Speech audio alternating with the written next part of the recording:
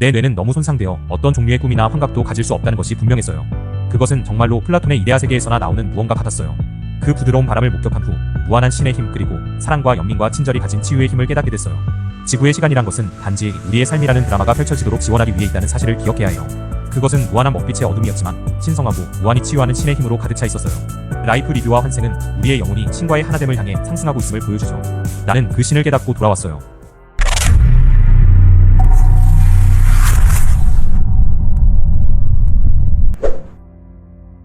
나는 에븐 알렉산더 박사입니다. 전직 신경외과 의사이자 나는 천국을 보았다 등 여러 책을 쓰기도 했어요. 그 책들 모두 나의 임사체험을 다루었어요.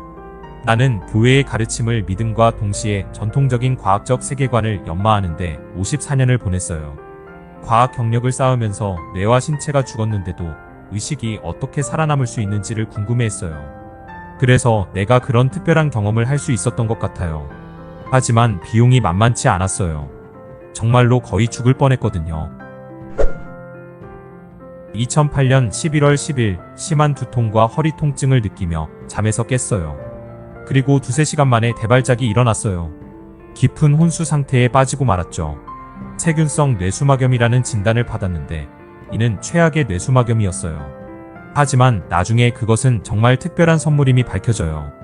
또한 의학적으로 기록된 심피질 손상이 있었어요. 현대 신경과학에 따르면 우리의 의식적 인식은 심피질의 무결성에 달려있다고 해요. 하지만 내 뇌는 박테리아의 강력한 공격에 무너져 내렸어요. 내 뇌는 너무 손상되어 어떤 종류의 꿈이나 환각도 가질 수 없다는 것이 분명했어요. 그렇다면 내 뇌가 명백히 오프라인 상태일 때 어떻게 이 놀라운 일련의 사건들이 발생할 수 있었을까요? 그리고 내 임사체험에는 아주 이례적인 특징이 있었어요. 내 임사체험은 기억 상실을 동반했어요. 혼수 상태에 빠진 동안 내 삶에 대한 기억이 전혀 없었어요. 임사체험에서는 드문 경우죠. 하지만 병에서 회복해가면서 왜 그토록 특별한 여정을 거쳐야 했는지 깨닫게 됐어요. 그건 아주 깊고 큰 교훈을 얻기 위해서였어요. 내 임사체험은 내가 지렁이의 시야라고 부르는 매우 원시적인 무반응 영역에서 시작됐어요. 마치 더러운 젤리 같았죠. 나는 내가 보고 들은 것뿐만 아니라 느낌까지 기억해요. 뿔이나 혈관 같은 것으로 둘러싸인 듯한 촉감이었죠. 매우 불길하게 들리겠지만 나는 다른 것에 대한 기억이 전혀 없었어요. 에븐 알렉산더의 삶에 대한 기억, 언어, 종교적 개념, 이 우주나 인류에 대한 지식마저도 없었어요. 완전히 백지 상태였죠. 그랬기 때문에 많은 중요한 교훈을 얻을 수 있는 깊고 심오하며 광범위한 여행이 가능했어요. 어느 순간 다행스럽게도 이 지렁이의 시야에서 구조되었어요. 은빛과 황금빛으로 둘러싸인 천천히 회전하는 순수한 흰색빛이 왔어요. 이 흰색빛이 다가왔을 때 나는 그것이 음악적 멜로디를 가지고 있다는 것을 알아챘어요. 우리가 기억하는 것은 음표 주파수이기 때문에 그 음악적 멜로디는 아주 중요해요. 실제로 우리 영혼이 여러 다양한 수준을 가로지르도록 하는데 도움이 될 수 있어요. 그래서 소리는 매우 중요한 요소였어요. 나는 사람들이 이 사실을 잘 알았으면 좋겠어요. 즉 시간과 공간을 넘어선 영역에선 소리가 우리가 일반적으로 생각하는 음악의 범위를 훨씬 넘어선다는 것을요. 훨씬 더 비범한 무언가가 될 수 있어요. 그것은 정말로 플라톤의 이데아 세계에서나 나오는 무언가 같았어요. 그곳에서 내가 들었던 음악은 그런 것이었어요. 그리고 그 음악이 나를 원시적인 지하 지렁이의 시야에서 이 풍요롭고 초현실적인 관문 계곡으로 이어지는 포털로 안내했어요. 관문 계곡은 최종 목적지는 아니었지만 이 여정에서 많은 일들이 벌어진 곳이었어요. 또한 지구에 있는 것과 비슷한 일종의 교차점 같은 곳이었죠. 나는 아래에 있는 울창한 숲으로 둘러싸인 완벽한 초록빛 비옥한 초원을 봤어요. 죽거나 썩은 흔적들 없이 나무에는 꽃이 피고 새싹이 돋았어요. 모든 것은 삶, 의미, 힘, 존재, 의지, 감각의 역동적이고 풍부한 폭발을 보여주고 있었어요. 그 모든 것을 체험하고 목격하는 것은 정말 놀라운 일이었어요.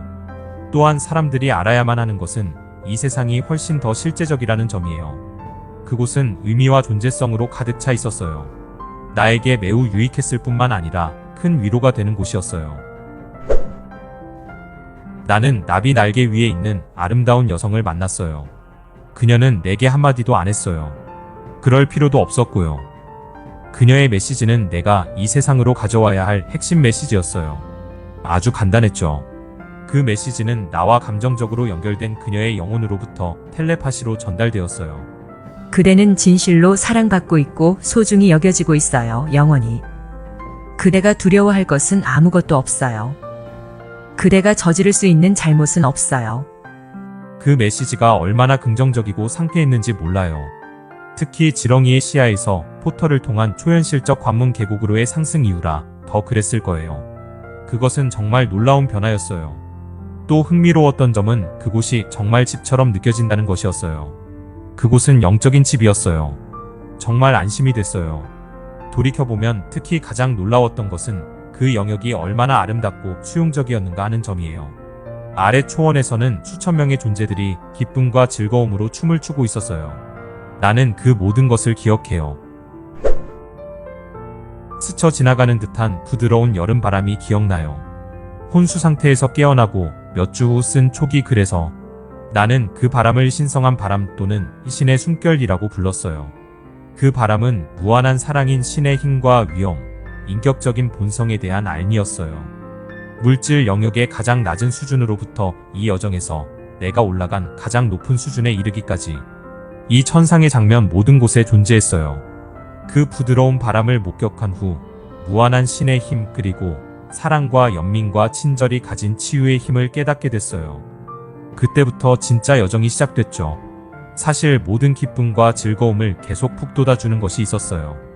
위쪽에 있는 천사 합창단의 우렁찬 구체가 바로 그것이었죠. 그 구체는 내 의식을 천둥처럼 관통하는 성가와 찬송가를 발산하고 있었어요. 사랑, 의미, 목적, 존재의 하나됨으로 울려 퍼지고 있었어요. 그리고 이 천사의 합창단이 더 높은 차원으로 올라가는 포털, 웜홀을 제공하고 있었어요.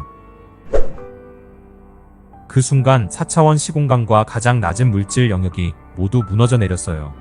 이 영적 영역은 내가 깊은 시간이라고 부르는 다른 인과 관계의 순서를 가지고 있어요. 중요한 부분이죠. 대표적인 예가 라이프 리뷰일 거예요. 자신의 삶이 주마등처럼 스친다는 그 라이프 리뷰 말이에요. 그 라이프 리뷰는 임사체험에 관한 문헌에서 적어도 2400년 전으로 거슬러 올라가요. 라이프 리뷰는 두 가지 주요 사실에서 주목할 만해요. 하나는 라이프 리뷰가 단지 일어났던 사건에 대한 막연한 기억이 아니라 그것을 다시 산다는 것이에요. 흥미롭게도 우리는 우리의 관점보다는 우리의 행동과 생각에 영향을 받은 주변 사람들의 감정적 관점에서 그것을 경험한다는 것이에요. 라이프 리뷰에서 정말 중요한 부분이죠. 그 상황을 다시 살아봄으로써 배우고 변화할 수 있기 때문이에요. 또한 우리의 자아의 경계를 허무는 것도 도와줄 수 있어요. 하지만 라이프 리뷰에서는 우리가 한마음의 꿈을 공유하고 있다는 사실이 좀 더 부각되는 것 같아요. 물론 우리에게 다른 사람들을 대하는 방식을 선택할 수 있는 자유의지가 있다는 것은 명백해요. 사실 그 자유의지의 선택이 우리 영혼의 여정을 결정하게 되는 부분이고요. 다음 포털이 열렸어요. 그때 저는 모든 시간과 물질적 영역이 무너지는 것을 보았어요. 깊은 시간은 라이프 리뷰가 단지 사건을 기억하기만 하는 것이 아니라 실제로 다시 사는 것을 가능하게 했잖아요. 아울러 깊은 시간은 기본적으로 모든 의식의 변화와 진화를 가능하게 해요. 다시 말해 지구의 시간이란 것은 단지 우리의 삶이라는 드라마가 펼쳐지도록 지원하기 위해 있다는 사실을 기억해야 해요. 또한 이 체험은 경계 자체가 허구라는 것을 보여줬어요.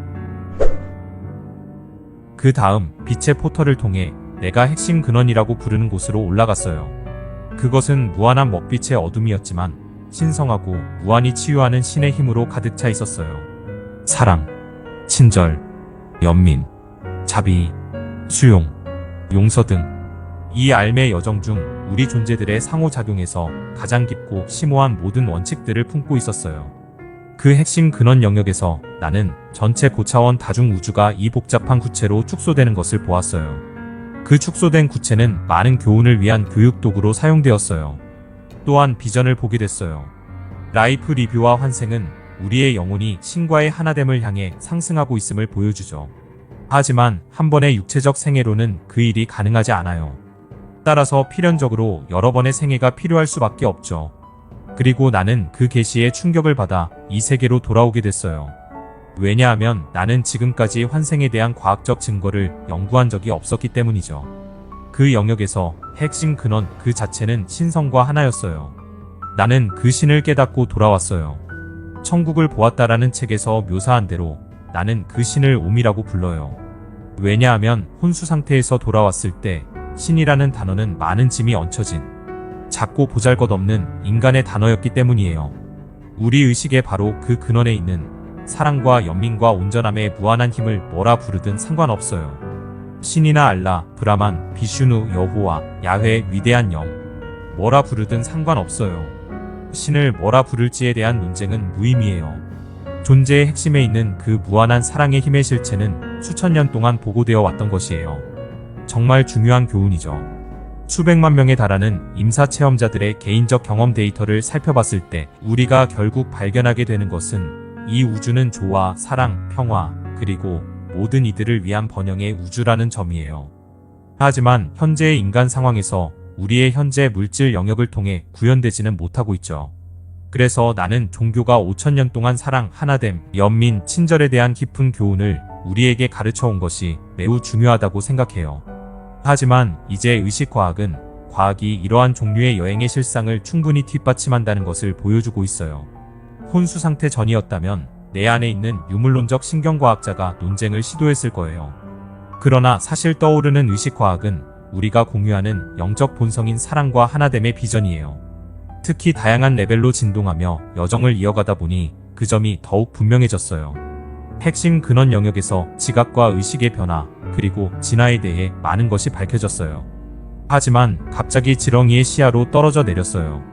중요한 것은 멜로디의 음표를 기억함으로써 매우 빨리 이 사실을 알아차렸다는 것이죠. 그리곤 다시 관문 계곡으로 올라가는 빛의 포털을 떠올릴 수 있었어요. 그곳에 들어갈 때마다 영적 동반자인 아름다운 여성이 항상 나를 안심시켰고 나는 그 천사들의 합창을 통해 다시 핵심 근원 영역으로 올라갈 수 있었어요. 이런 일은 여러 번 일어났고 핵심 근원 영역에 들어갈 때마다 내가 여기에 머물지 않고 돌아가게 될 것이라는 소리를 들었어요. 나는 돌아간다는 말이 지렁이의 시야로 돌아가는 것이라고 믿게 되었어요. 이제 멜로디의 음표를 기억할 수 있었으니까 그 문제를 해결했다고 생각했죠. 항상 관문 계곡으로 가는 통로를 부활시킨 다음 핵심 근원 영역에 있는 신성한 성소로 더 깊이 들어갈 수 있었거든요. 하지만 돌아간다는 그 말은 농담이 아니었어요. 멜로디의 음표를 떠올리려 노력했지만 더 이상 작동하지 않는 때가 오고 말았어요. 그래서 나는 가장 어두운 레벨에 갇히고 말았죠. 나는 지렁이의 시야로 돌아왔어요. 그러나 나는 그 시점에서 내가 신뢰할 수 있고 보살핌을 받게 될 것이라는 것을 알았어요. 우주는 나에 대한 깊은 사랑을 가지고 있고 앞으로 어떤 일이 있어도 그 사실은 변치 않을 테니까요. 그때 수천의 존재들이 내 주위에서 멀리 사라져가는 것을 목격했어요. 그들로부터 나오는 이 웅웅거리는 에너지가 나를 놀라게 했죠. 놀랍게도 관문 계곡과 핵심 근원 영역에서 느꼈던 것과 비슷한 엄청난 편안함과 영적 고향을 느꼈어요. 지렁이의 시야에 갇혀 있었지만 이 모든 존재들이 뒤쪽 어딘가에서 나를 환영하는 에너지를 만들어내고 있었어요. 몇 주 후에 나는 그것이 기도의 힘이라고 썼고 그것은 정확한 표현이었어요. 그것은 이 세상에서 기도와 명상을 통해 정신적 영역으로 들어가 다른 영역에 존재하는 사랑하는 사람들과 어떻게 쉽게 연결될 수 있는지 보여줬어요. 이는 우리 모두가 배워야 할 중요한 교훈이죠. 특히 우크라이나 전쟁, 코로나 등 모든 종류의 고난으로 인한 전 세계의 모든 죽음과 사별 때문에 더욱 중요해요.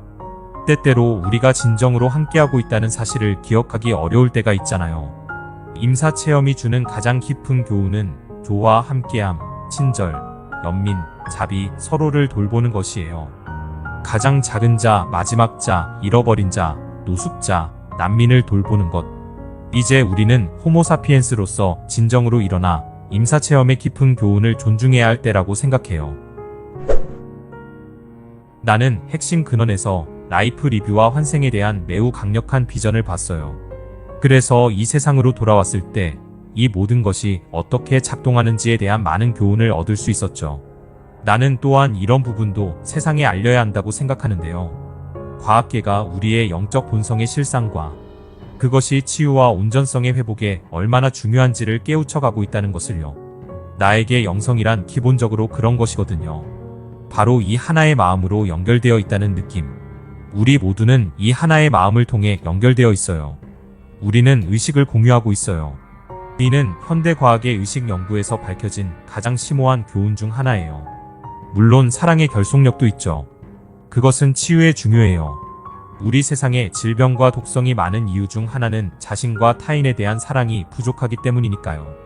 우리 모두는 기도와 명상, 그리고 삶의 경험을 통해 우주의 사랑을 동료들과 나누는 통로 역할을 할 수 있어요.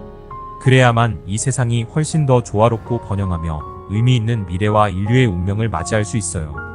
지구 생명체의 안녕에 기여할 수 있어요. 내 여정의 마지막 부분은 진창에서 솟아오르는 6개의 얼굴을 목격하는 것이었어요.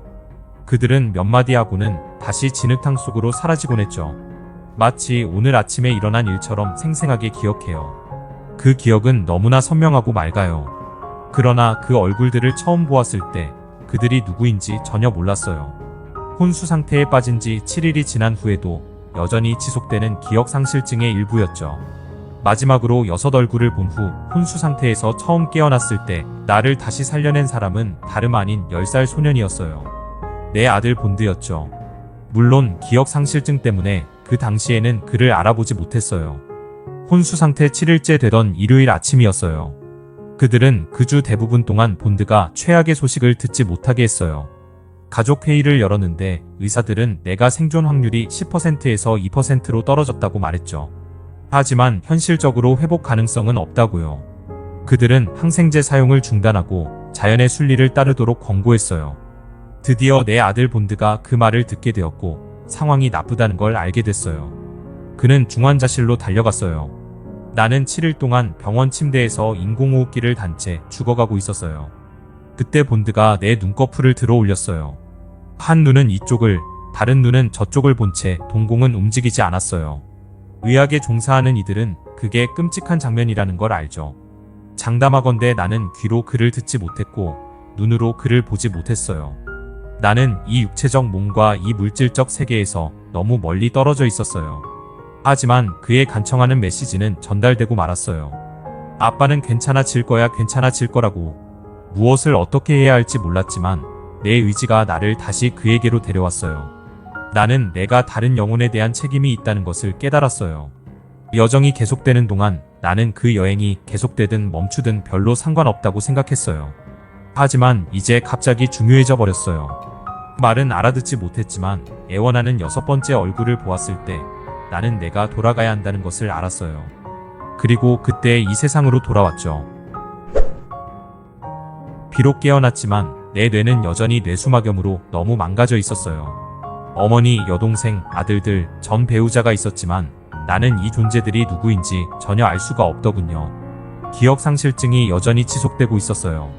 하지만 완전히 삭제되었던 언어 능력은 매우 빠르게 돌아왔어요. 어린 시절의 기억은 몇 주 만에 돌아왔죠. 우주론, 물리학, 신경과학 지식 등은 약 2개월에 걸쳐 돌아왔어요. 나는 혼수 상태 이후 14년 동안 다른 과학자들, 다른 임사체험 경험자들과 함께했어요. 의식의 신비, 우주의 실상과 본질에 대해 정말 깊이 파고들었죠. 우리의 존재가 불타 죽는 육신에 불과하다고 주장하는 유물론. 그 유물론의 황량하고 보잘것없는 허구를 없애는 것은 대단한 선물이에요. 사실 당신이 자유의지를 가지고 있다고 주장한다면 기존 과학은 당신을 비웃을 거예요. 기존 과학은 그것이 모두 화학 반응, 전자의 흐름일 뿐이라고 믿고 있어요. 자유의지가 물리, 화학, 생물학의 법칙에 종속되어 있다고 주장하죠. 그건 진실이 아니에요. 그리고 바로 그곳이 양자 정보에 기반한 의식이 세계를 강타하고 있는 부분이죠. 일반 대중에게 공개되기까지는 몇 년이 걸릴 거예요. 하지만 진짜 실상은 이래요. 우리는 하향식인과 관계가 있는 정신적, 영적 우주에 살고 있어요. 우리는 모두 함께하고 있어요. 모든 것을 서로 묶어주는 힘인 사랑, 그리고 친절, 연민, 자비, 수용. 이 모든 것은 우리 존재의 절대적인 규칙이에요. 우리가 그 깊은 진실을 빨리 깨우치면 깨우칠수록 좋아요. 이것이 바로 나의 임사체험과 현대 과학적 관점의 해석을 통해 얻은 필수 교훈이에요. 그대는 진실로 사랑받고 있고 소중히 여겨지고 있어요, 영원히. 그대가 두려워할 것은 아무것도 없어요. 그대가 저지를 수 있는 잘못은 없어요.